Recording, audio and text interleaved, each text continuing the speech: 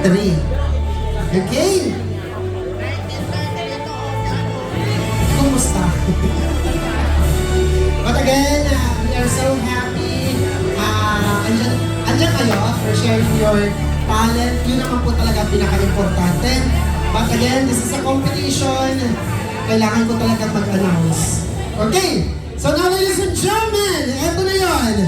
I'm going to announce the top 3 candidates or finalists. As I call your number, please move forward. And you are one of the top 3. Okay, first in line, our first finalist. Please move forward. Finalist number 13. Maya de Guzman from Malolos, Bulacan.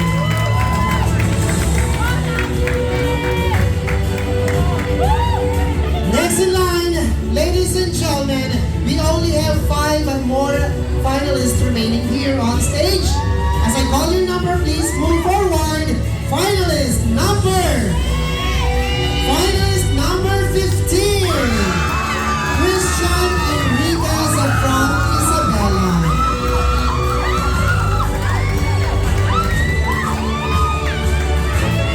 Now, it's getting more intense. I only have one more finalist here para mag-announce ko, and he is one of our top 3 to complete the top 3 finalists. There you have it, ladies and gentlemen. Here we go. To complete the top 3, please move forward. Finalist number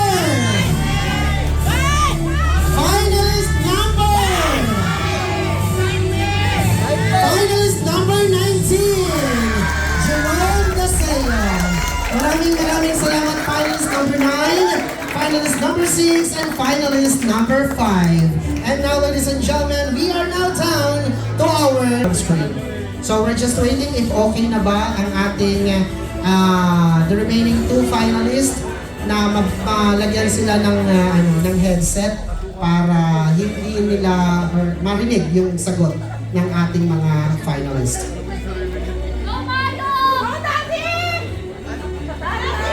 Again, for the information of everyone, there will be only one question for the 3 finalists. Okay, so I believe they're all set.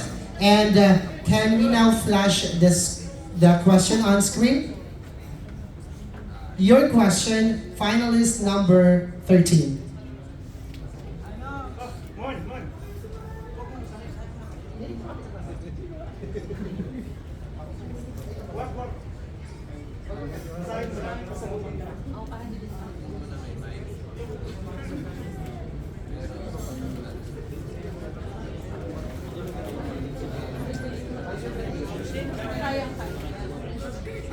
Maraming salamat po una sa lahat sa mga taong nandito na nananatili pa rin na sumusuporta. Maraming salamat po sa mga oradong naghanda para sa mga katanungan. At naniniwala po ko na ang magandang katanungan ay dapat bigyan ng magandang kasagutan.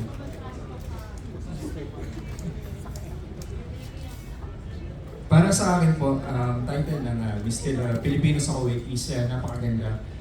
Pwede natin itong gamitin para sa mabuting ehemplo sa halimbawa po ng Mr. Pilipino sa Kuwait is pwede natin siyang ipalaganap at upang maiwasan ng mga kalalakihan ang mga bisyo katulad ng mga droga at pag-inom at mas maibahagi pa nila ang kanilang mga talento at upang mabigyan pa nila ng oras ang kanilang sarili para mailabas ang kanilang mga talento at ma-boost ang kanilang mga self-confidence. Yun lamang po, maraming salamat po.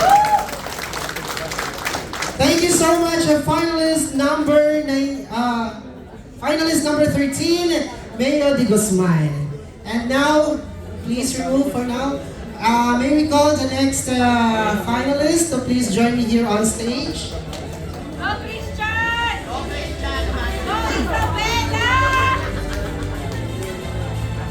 Okay, our next finalist is finalist number 15, Chris Enriquez.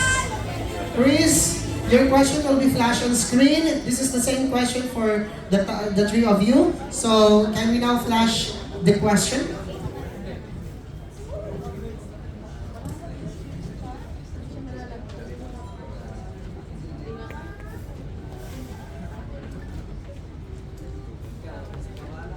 Good evening. Magandang gabi ulit sa inyo lahat. For me, in your own words, what does it truly mean to be Mr. Filipino sa Kuwait? And how will you use this title to make a difference in the Filipino community abroad? Well, sa nakikita nyo naman, nanalo ako ng Mr. Congeniality dahil sa binigay kong respeto at pagmamahal sa aking mga candidates. Lahat kami nagtulungan dito para makapunta sa inyo at mabigay namin ang best namin. At ganoon din, pag ako ay nanalo, sa tulong ni Bro Eljan at sa mga Pilipino sa Kuwait, tutuloy ko yan at bibigay ang good vibes at katotohanan lamang at magandang tulong sa mga mamayan natin. Lamang po at maraming salamat po sa inyo. Once again, thank you so much. Finalist number 15, Mr. Chris Enriquez. Next line, may we call our last finalist. Finalist number 19, Jerome Daseo from Norzagaray, Bulacan.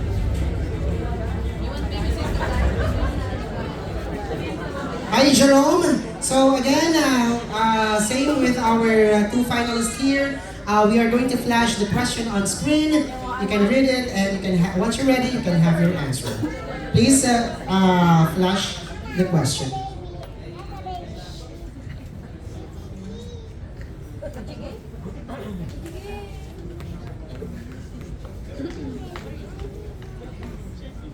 Hi, good evening.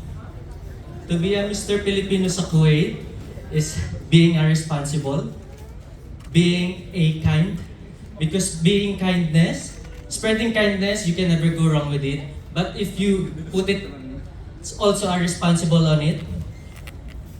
You can influence the whole society of OFW here in Kuwait, and I think I can impact them by being the inspiration to them, standing here in front of them. Maybe one day, one of them watching their life, maybe I touch their heart, I touch them heart, and then I inspire them to join here as well and be the next Mr. Filipino sa Kuwait.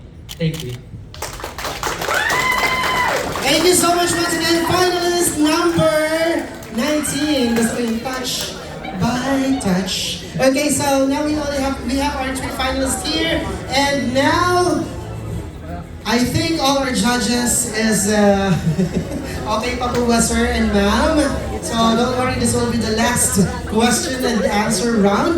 And again, we are going to ask our tabulators to please assist our judges to collect their scores so we can tabulate it.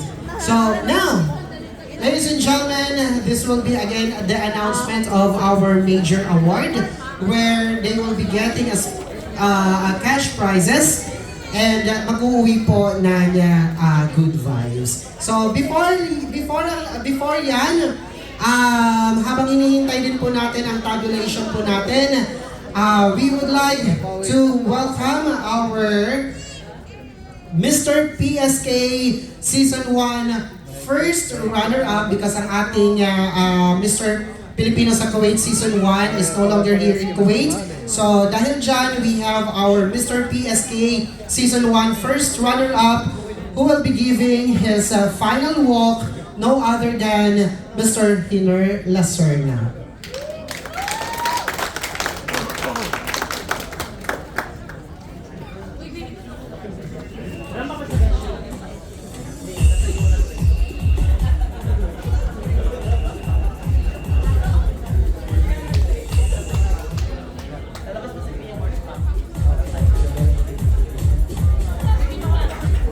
Once again, ladies and gentlemen, while waiting for the tabulation, let's all welcome a short walk, our final walk from our Mr. PSK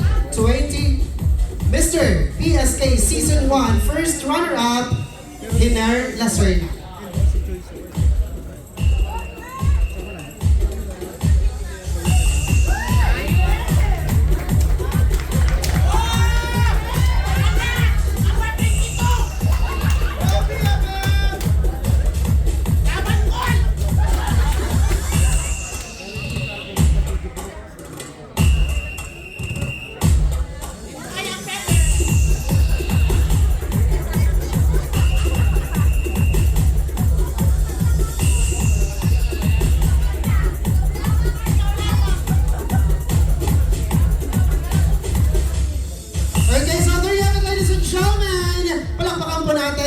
Mr. Filipino sa Kuwait Season 1.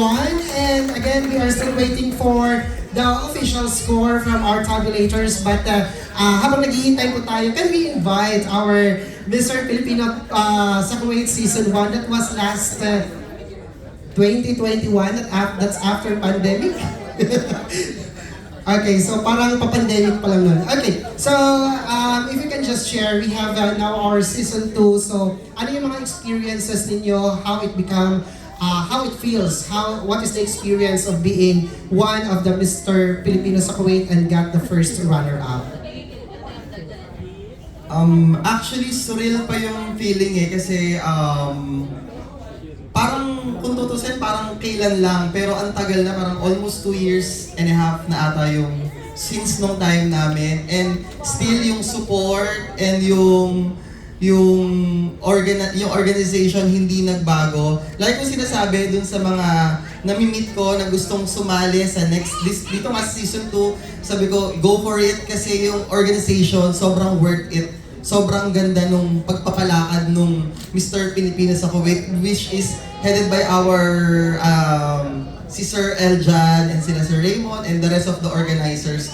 And if there is one thing na i-share ko sa mga ngayon sa season 2 sa top 3, whatever the result tonight, it will not define you who you are.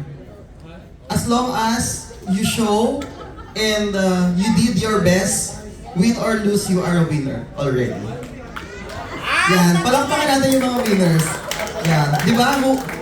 Who will know na ako first runner-up ako pero ako yung nag-final walk. Baka gano'n din mangyari sa kanila.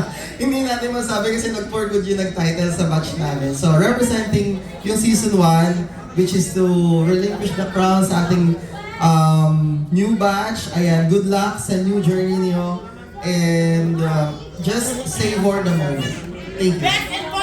Thank you so much. Akala ko, palakpakan po natin ang ating Mr. Filipino sa Kuwait Season 1 first runner-up, Mr. Hiner Lacerna. At siya, akala ko kasi sasabihin niya, i-share din niya yung mga feathers niyo next. So, baka pag nag-season 3 tayo, mag-feather din kayo kasi talagang required na mag-feather dito pag nag-turn over. Anyways, thank you so much, Hiner. And I believe we also have some candidates ng Mr. Filipino sa Kuwait Season 1 who are here, those familiar faces. Maraming salamat for being here. Meron tayong mga nakikita ko kanina, ayan, yung mga sumusuporta din ng ating mga finalists. So again, this is actually a good platform to share our artistry, ang inyong mga talent, ang inyong galing. So this is actually a way for us to share our, mga tinatago. So, I hope mukhang nahihirapan ang ating tabulators. At this moment, I'm still waiting for the announcement or the official score of our Mr. Filipino sa Kuwait. So since you're already 3 here, one of you will be going to be the second runner-up, the first runner-up, at isa sa inyo ang mag-uuwi ng titulo ng Mr. Filipino sa Kuwait 2025 Season 2. Sino kaya sa tingin nyo? Ha? We have here finalist number 15, number 19, and number 13. Again, one of them will bring home the title of Mr. Filipino sa Kuwait 2025.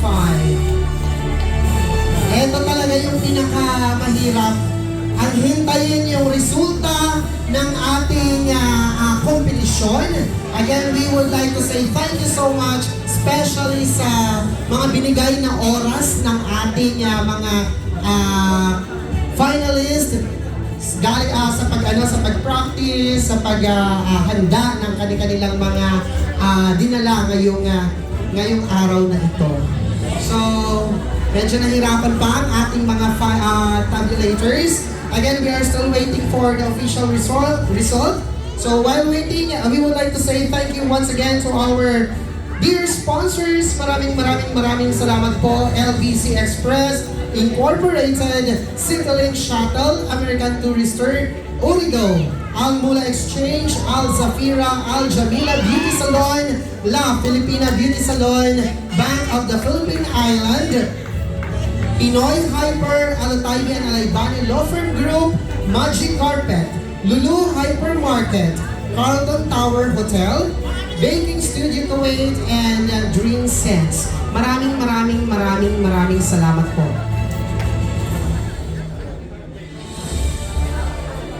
Ayan, so konting hintay lang and we are waiting for the official result of from our tabulators. And again, we would like to say thank you once again to our judges. We have Dr. Jesusa, Christina Puno. Maraming salamat po, ma'am. We have also Sir Rian J. Banyaga, Sir Emmanuel Diaz. Maraming salamat. And of course, Mr. Marlon Aquino Malina. Do we have it now?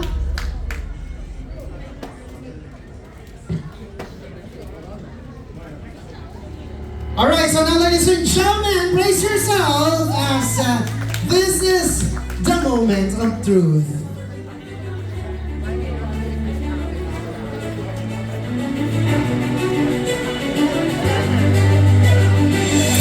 Now ladies and gentlemen, I'm going to announce first our second runner-up.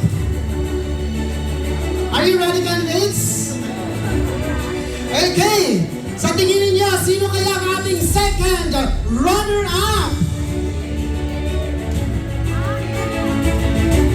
Our second runner-up will going to receive a cash prize of 20,000 pesos to be awarded by one of our judge, Mr. Marlon Aquino Malinaw and Sir Emmanuel Santiago Diaz.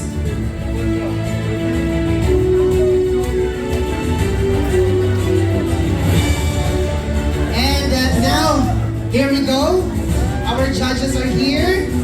We're going to give the special, the cash prize, the trophy, and a sash.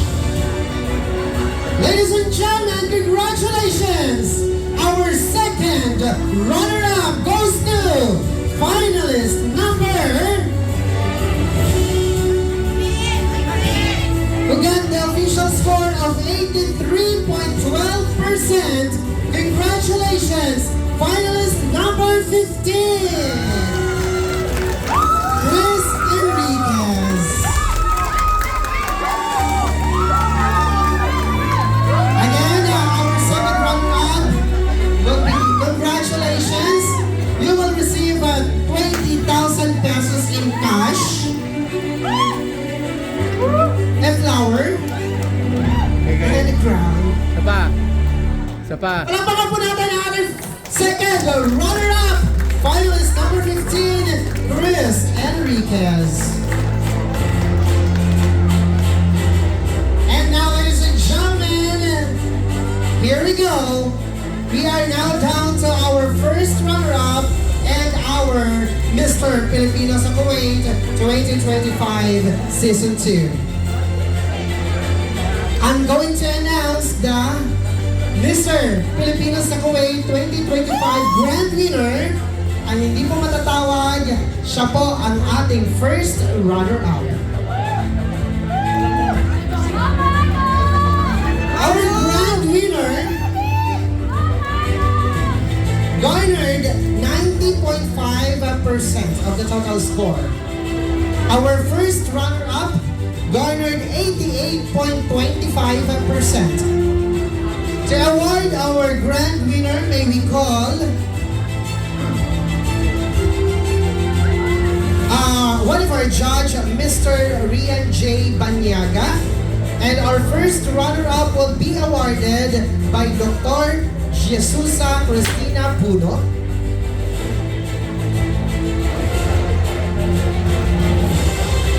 And the crown will be given to our Mr. Filipino sa Kuwait Season 1.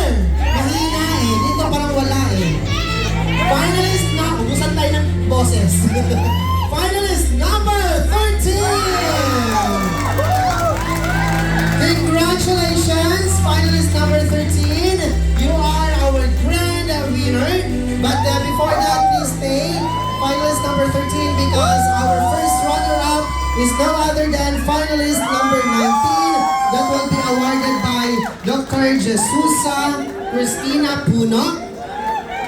Our cash prize will be given by Eljan TV.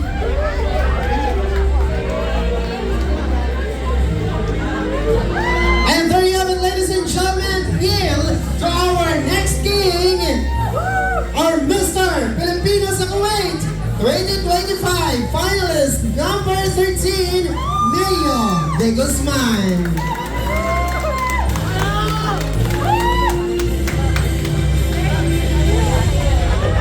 Our grand winner will bring home 50,000 pesos in cash, and the cash prize will be given by Mr. Eljan Imbrado, and the crown will be turned over from our Mr. PSK Season 1 to now then our Mr. Filipino sa Kuwait 2025.